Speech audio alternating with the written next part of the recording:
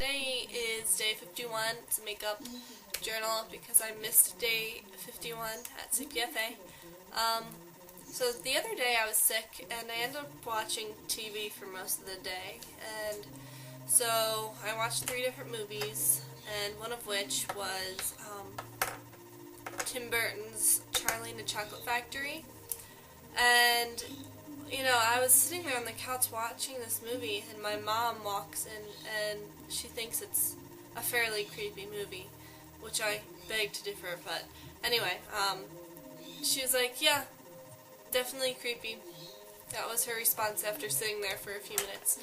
And, so I think it's definitely, like, a quirky movie.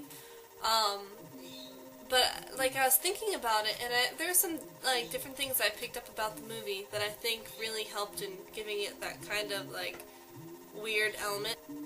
Yeah, there's really no other word to describe it. It's just, a funky movie. And I think one of the really big things, is that the characters, the people that were picked out to play even very minor roles in the movie, are all very, distinct and different looking. Very, queer. The actors and the actresses that you'll find in that movie are all very, peculiar looking. Their facial features especially. So another thing that I think adds texture to Charlie and the Chocolate Factory is, the dialogue. And I think more specifically, a lot of the stuff that, of course, Willy Wonka says is very weird. He just comes out with these, really odd things. So, of course, stuff like that, the stuff that he says, some of the dialogue between characters, adds a lot of texture to the film. And then a third element of funkiness, I think, big time, is the interactions between characters, the way that they react to each other, and the way that they interact with each other. They're just silly. They're very socially awkward. So you really feel that awkwardness between characters, the way Willy Wonka deals with people, the subject of family with Willy Wonka, because he has issues with that. The awkwardness of each different grandparent in Charlie Bucket's home. Even his parents, they're really weird people.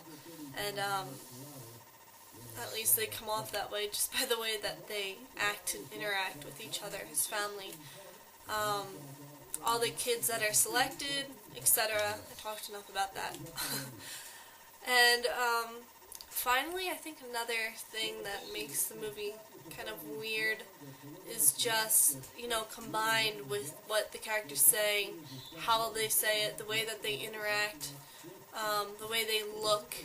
On top of that, of course, it's the way that the film's edited. I think that the movie was done in a way that what they filmed and how they filmed, there was, the interactions between the characters, and the way the movie was edited, they left in those awkward silences, those pauses in between what characters were saying to each other. They just kind of let the characters stay there, and you're just just for a couple of seconds, but those few very short seconds leave that pause there where nobody's doing anything, and your mind kind of feels because of what you're used to, what's familiar, of having just plot continue on and things move forward, nothing happens. The movie's at a 2-second standstill, and it feels so much longer, and you don't know what's going on at that point.